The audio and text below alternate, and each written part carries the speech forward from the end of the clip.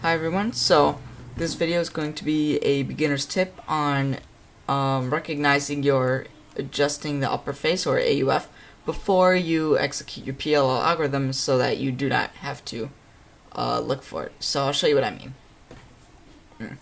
So the first part to doing this is to know what your algorithm does and which pieces are moved.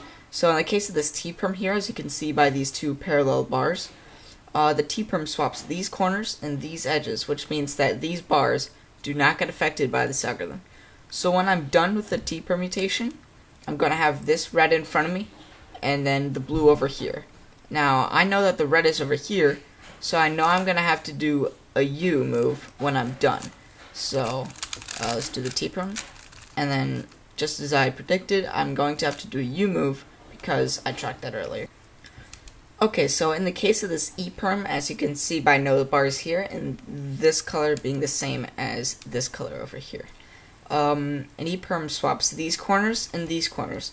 So the edges do not move. So because this edge is orange, I know I'm going to have to do a U prime to put that into place and then execute the alg.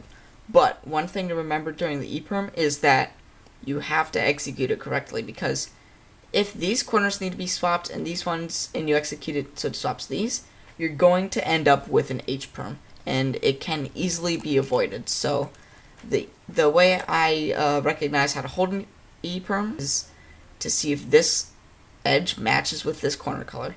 If it does, you need to do a U prime so that they are opposite, and then you execute your alg.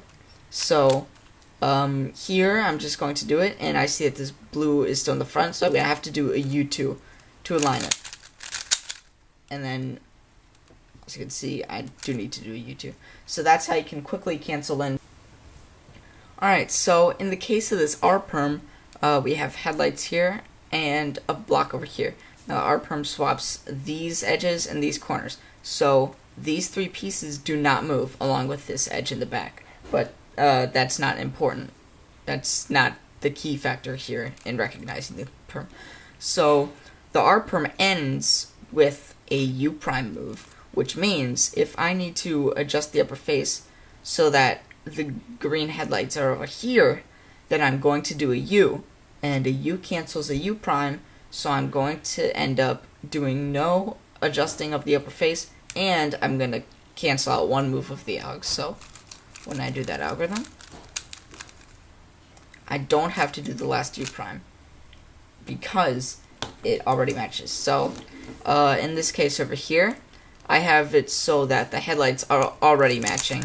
So when I do the alg, I'll have to do a U prime because that's how it ends.